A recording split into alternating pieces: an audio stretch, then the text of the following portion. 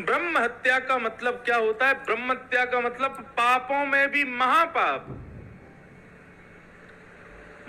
5 या 6 प्रकार के महापाप हैं। मैं श्लोक खोज के एक कल की कथा में बताऊंगा कौन कौन से महापाप हैं। उनमें एक महापाप ब्रह्म हत्या है, ब्राह्मण हत्या। ब्राह्मण हत्यारा कोई भी क्यों ना हो, उसको कभी स्वर्ग स्वीकार नहीं करेगा, उसको कभी ठाकुर जी स्वीकार नहीं करते। लेकिन इंद्र को कैसे अब स्वर्ग नहीं जाएगा? तो फिर स्वर्ग का राजा है इंद्र। तो सबने विचार किया कि यदि कोई 4 लोग अपने ऊपर ब्रह्म हत्या ले लें इंद्र की, तो इंद्र ब्रह्म हत्या से मुक्त हो जाएगा। और इंद्र ने भी कह दिया, जो भी लोग मेरी ब्रह्म हत्या को अपने ऊपर लेंगे मैं उनको वरदान भी दूंगा। तो सबसे पहले ब्रह्म हत्या को स्वीकार करने के लिए आगे बढ़ा जल, पानी। तो पानी में जो ब्रह्म हत्या का दोष है वो है पानी में स्वतः प्रकट होने वाला झाग, फैन समुद्र में आता है, उसको ब्रह्म हत्या का दोष माना जाता है। उसका स्पर्श करके आपको फिर स्नान करना चाहिए। लेकिन जब वो समुद्र के अंदर होता है और तीर्थ का कोई समुद्र होता है तो वहां स्नान में दोष नहीं होता, क्योंकि तीर्थ में है। लेकिन पानी में उठने वाला जो झाग है उसको ब्रह्म हत्या का दोष माना गया है। और इंद्र ने पानी को ये वरदान दिया कि हे जल, तुमने मेरा ब्रह्म हत्या स्वीकार किया, मैं तुमको वरदान देता हूं कि तुम कभी भी किसी के रूप को बिगाड़ोगे नहीं। जिस वस्तु में तुमको मिलाया जाएगा उस वस्तु का रस और सुंदर हो जाएगा। इसलिए बिना जल के कोई भी अधिकतर 90-99% कोई भी वस्तु निर्मित नहीं हो सकती। जल का आवश्यक हर वस्तु में है। तो पहली ब्रह्म हत्या ली जल ने। दूसरी ब्रह्म हत्या अपने ऊपर धारण की पृथ्वी ने।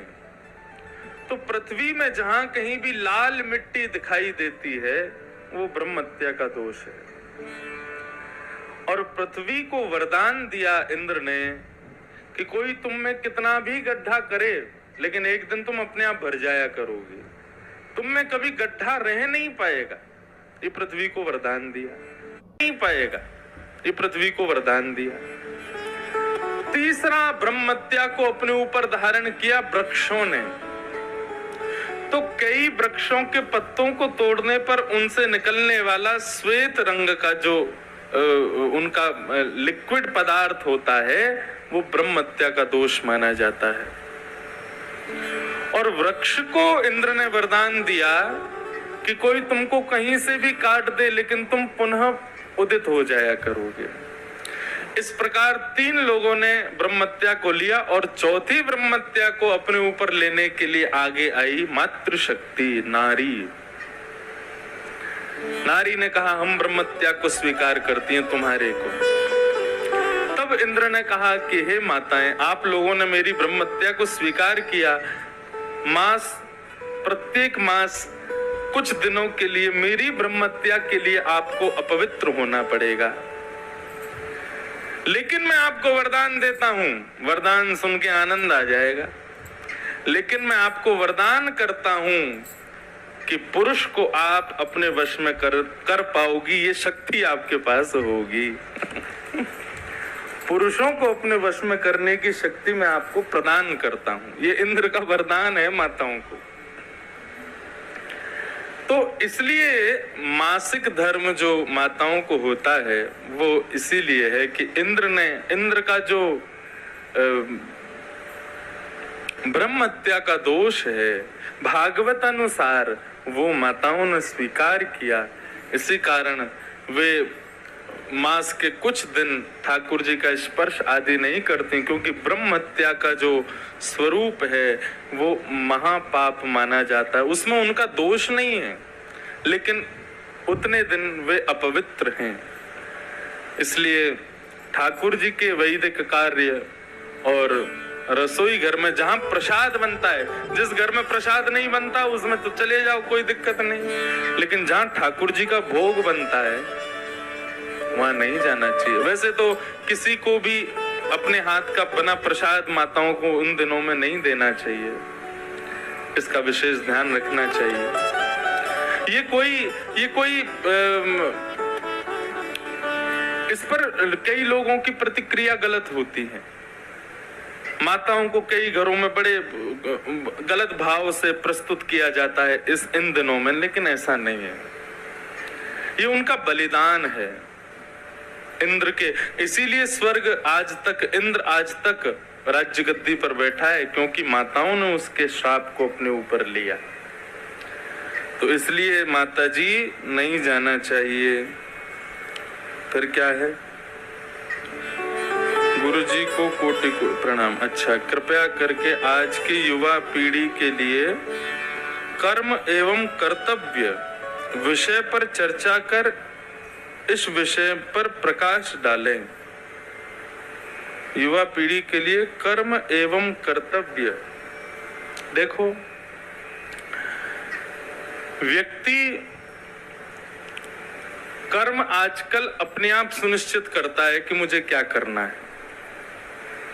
वो किसी के कहने पर या किसी के बताए गए मार्ग पर चल कर के तो कोई कर्म करता नहीं।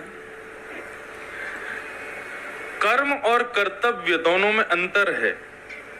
कर्म आत्म पोषण के लिए किया जाता है और कर्तव्य सामाजिक और व्यवहारिक पारिवारिक पोषण के लिए किया जाता है।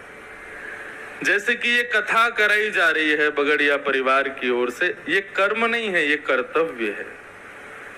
आप जो अपनी दुकान पर जाते हैं, अपना बिजनेस करते हैं, आदि आदि जो कर्म करते हैं, वो कर्म है। वो आप अपने आत्म पोषण के लिए कर रहे हो, लेकिन कर्तव्य व्यवहार पोषण के लिए किया जाता है। तो आजकल के बच्चे कर्म को तो समझते हैं कि हाँ, हमको जॉब करनी है, बिजनेस करना है, या हमको अपने एम्स फॉलो करने हैं, हमको ये सब करना है। ये कर्म को तो वे लोग जानते हैं, लेकिन कर्तव्यों का निर्वहन करना आज की पीढ़ी भूल चुकी है। और एक बात कहूं, 3 दिन से रोज आप युवाओं को डांट पड़वा रहे हो, लेकिन इसमें डांट पड़नी बड़ों को चाहिए, क्योंकि वे कर्तव्य भूल रहे हैं आप लोगों के कारण। मैं आज के युवाओं की परिस्थिति बताऊं तो आजकल के बुजुर्ग उतने धार्मिक नहीं होते जितने युवा होते हैं। आप कभी मेरी कथाओं में आकर के युवाओं को देखोगे, कई स्थान के युवा कथाओं में आते हैं, उनके भाव इतने अद्भुत होते हैं कि उन भावों को कोई पा नहीं सकता।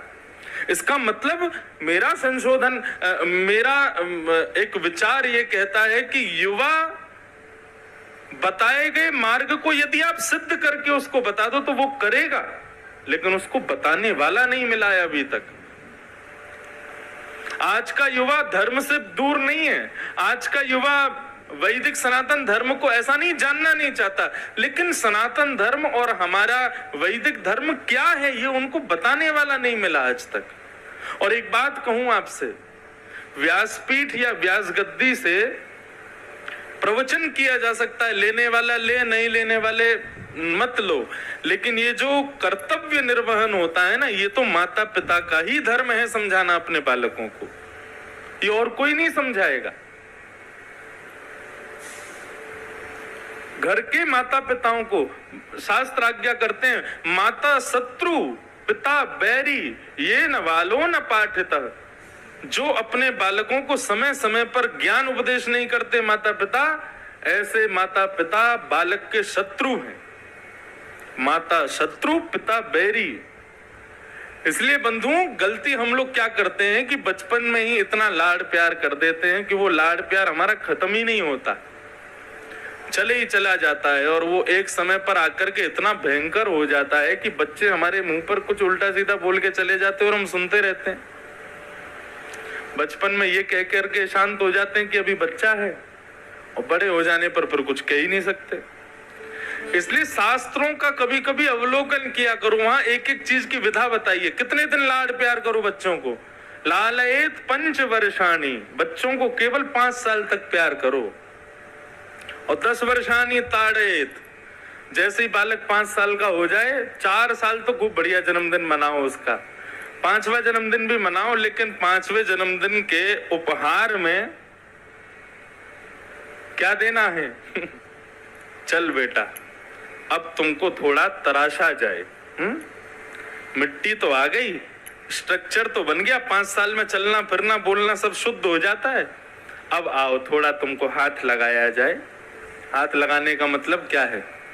थोड़ा बालक को भय बना करके रखो, वो आपके नेत्रों से ही डरे। देखिए एक मेरी बात मानो, डरना कहीं कहीं बहुत जरूरी है। गुरुओं के सामने, माता पिता के सामने बालक यदि किसी बात को कहने में संकोच करते हैं तो इसका मतलब वो बालक बहुत अच्छा है। जिस बालक को अपने माता पिता से संकोच नहीं होता ना, वो बिगड़ा ही समझो उसको। संकुचित हो माता पिता के सामने अपनी बात कहने में, अपने भाव कहने में। वो बात अलग है कि कहनी चाहिए, अपनी बातें कहो माता पिता से, लेकिन संकोच आपका आभूषण बन जाए। कहीं कहीं संकोच प्यारा लगता है।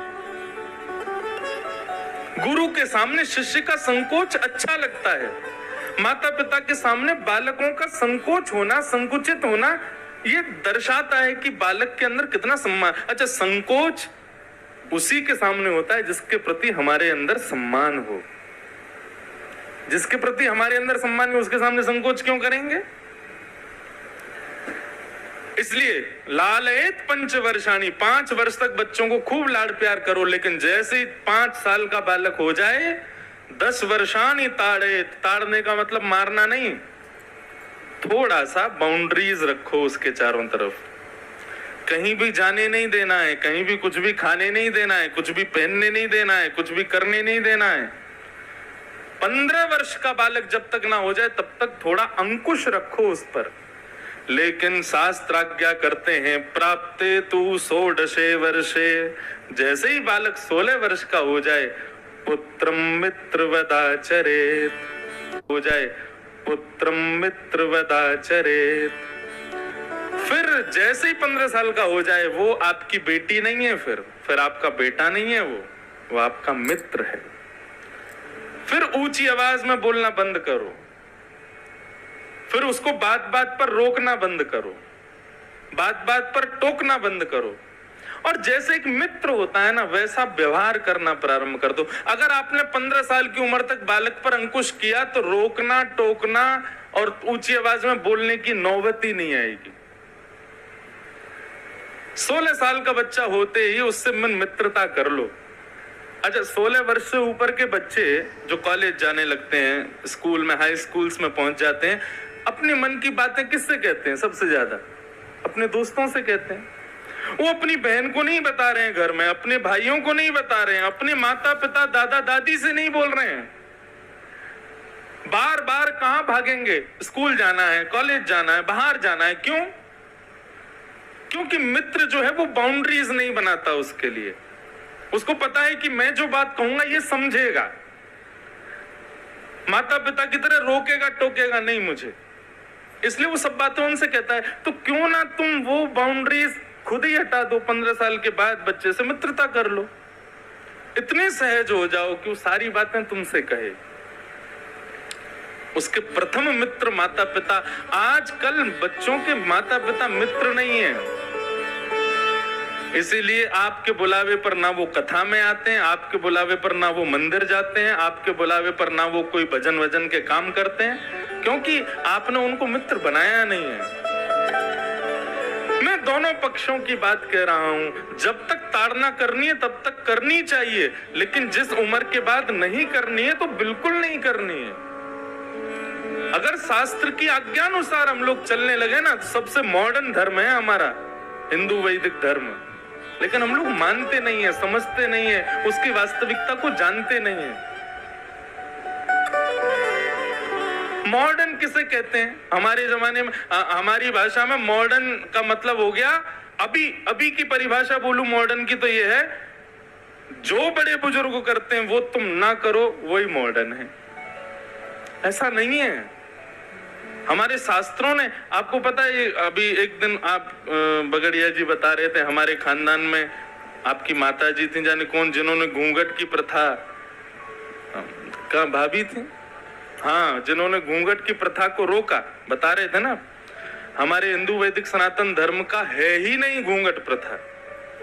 ये तो जब मुगल आए भारत में तो अपनी बहन बेटियों की सुरक्षा के लिए हमारे पूर्वजों ने अपनी बहन बेटियों से कहा कि मुंह ढक के रहा करो। नहीं तो हमारे यहाँ था नहीं।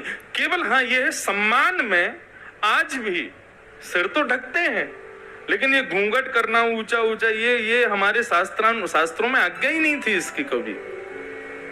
ये तो मुगलों से बचाने के लिए ये सब नियम बनाए गए। हमारा हिंदू वैदिक धर्म बहुत अच्छा है, लेकिन लोग समझते नहीं है उसको। तो बच्चों के कर्म कर्तव्यों पर मैं तो बोल दूंगा, लेकिन समझाना आप लोगों को ही पड़ेगा। फिर आया आजकल बच्चे लोग अधिकार मांगते हैं, और अधिकार कर्म करने से अपने आप मिलता है। इस बात पर थोड़ा प्रकाश डालो। किस चीज का अधिकार मांगते हैं बच्चे? आजकल के बच्चे केवल स्वतंत्रता मांगते हैं और कुछ नहीं मांगते। वो स्वतंत्रता को ही अधिकार समझते हैं। बाकी वो कोई अधिकार अगर मांगने वाले बच्चे हैं तो मैं व्यासपीठ से कह दूं, अधिकार को अगर मैं अपनी भाषा में समझ रहा हूं तो अधिकार का मतलब प्रॉपर्टी वगैरह, अगर ये सब मांगने वाले बच्चे हैं तो उनकी परवरिश ही खराब रही होगी। लेकिन अधिकार का मतलब कुछ और यदि आप कह रहे हैं तो आजकल के बच्चों को अधिकार के रूप में केवल स्वतंत्रता चाहिए और कुछ नहीं चाहिए। और वो स्वतंत्रता देनी पड़ेगी और कोई आपके पास ऑप्शन नहीं है, आपके पास और कोई चारा नहीं है। लेकिन बच्चों को मैं एक बात कहूं, बहुत देर पक्ष ले लिया बच्चों का, अब थोड़ा बच्चों से एक बात कहूं कि लक्ष्मी नारायण की मंदिर में पूजा करना, राधा कृष्ण की, रुक्मणी कृष्ण की मंदिर में जाके पूजा करना एक द्वितीय श्रेणी की भक्ति है। लेकिन घर में जो पिता रूपी नारायण और माँ रूपी लक्ष्मी बैठी है, उनकी अर्चना नित्य किया करो। उनकी आज्ञा का पालन ही तुम्हारे लिए धर्म है, उनकी आज्ञा का पालन ही तुम्हारे लिए शास्त्र है। उनके संग रहना और उनसे बात करना ही तुम्हारे लिए सत्संग है। महाराष्ट्र में एक भक्त हुए भगवान के, पंडरीनाथ भगवान, उनका नाम था पुंडलीक। क्या नाम था? पुंडलीक। श्री विठ्ठल भगवान जिसके लिए आज तक पंढरपुर में दोनों कमर पर